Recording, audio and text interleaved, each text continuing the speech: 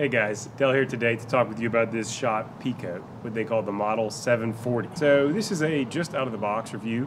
I haven't gotten a lot of wear on this jacket, but I'm just kind of going over the features and deciding what makes this jacket tick. It's a classic style, the Peacoat, originally a navy coat, and now it's kind of so widely adopted into popular use that many people don't even see it as a military item at all. We're going to talk about the materials, construction, the fit, other features of this jacket, and the price to help give you an idea of if this jacket makes sense for you. This Peacoat is made out of 32-ounce Melton wool. Now that wool is a 80% wool, 20% nylon combo. It has a lining on the inside, which is a quilted nylon that has polyester padding behind it. And that's everything that the jacket is made of. It's a double-breasted coat. It has these buttons that go all the way up the center, and it has two pockets on the front and then two interior pockets, one on each side. From Schott's website, you can get this jacket in the standard 32-inch length or a longer 36-inch length. I got this jacket in a size 38, even though I'm kind of more often a 40 in almost everything I buy, and it's still a pretty oversized fit, as you can see. I'm not sure if I would want to size down further if I was going to be keeping this jacket and wearing it regularly, but currently there is plenty of size on the inside for a layer, a hefty layer as a matter of fact. This jacket runs very big. A note about the buttons, if you're not familiar with using Peacoat buttons, really commonly folks just button the two middle buttons in the front. Some folks will just button this one, and this one here for many folks becomes kind of the main button.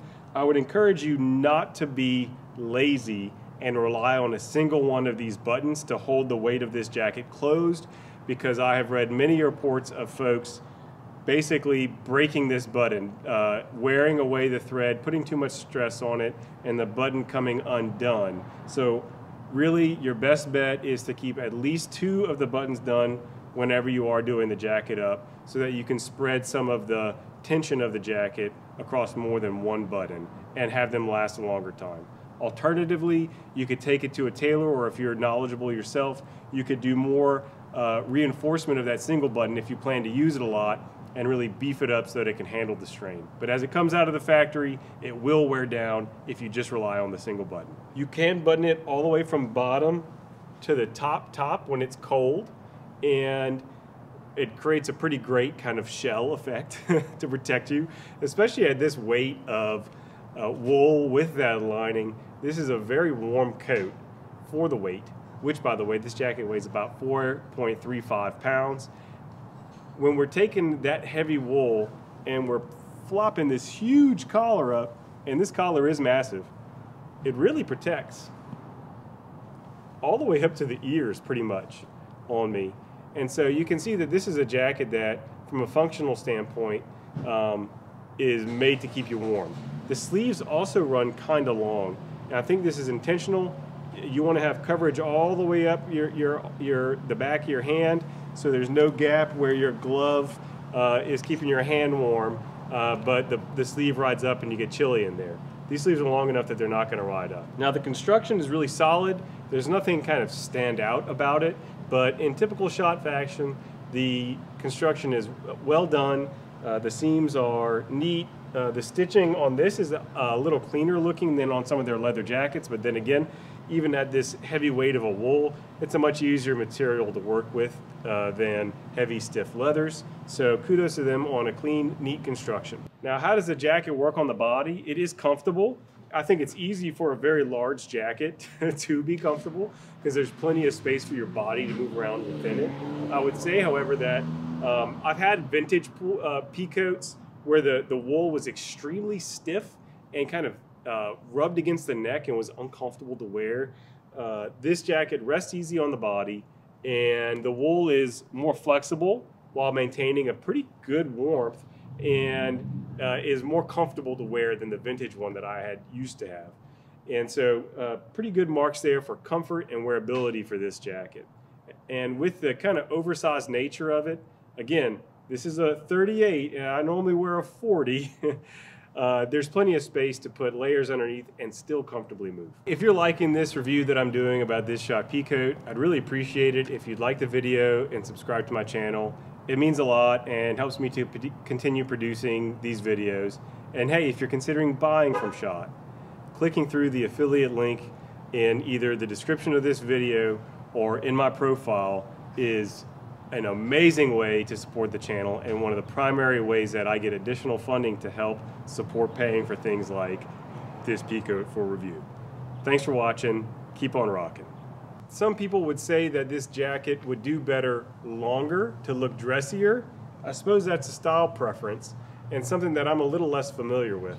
I typically wear very short jackets. So this one feels very long on me in that it goes all the way past my pockets. Most of my jackets are hitting here in the belt range or just below the belt.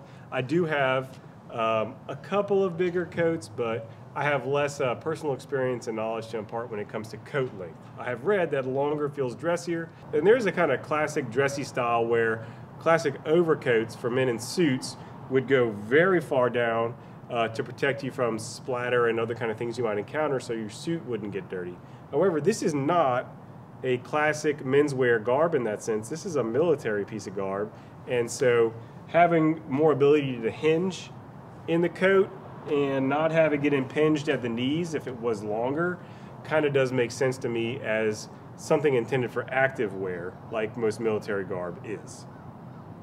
This jacket costs $380. That's a pretty good price for something that's made in the USA and of such hefty materials. It's interesting, I did some kind of shopping price comparison. A lot of companies have wool peacoats that run somewhere between $350 to $480. You know, there are a lot of different kind of mall peacoats like that you would see from Michael Kors or from other brands that you see at Macy's and Dillard's and JCPenney. And I saw quite a few that were priced exactly at $480, so $100 more than this, and quite a few that are priced at $350. I don't know how these big firms come up with their pricing points, but clearly those are some points that are kind of commonly looked at because it was extremely widespread, those two figures. That being said, those mall brands do tend to go on discount more often than Schott does, and so you have to take their value with a grain of salt. I think within that realm of pricing, Schott's price for this really well made in the USA, heavyweight peacoat does make sense when you're shopping around. So, do you have a peacoat like this? Have you considered buying one? Let me know about it. What you think about the length is something I'm kind of curious about. And do you think that even sizing down one is not enough for this Schott Peacoat? Would you go down 2 sizes? I don't know, it seems like a bit much. Let me know what you think.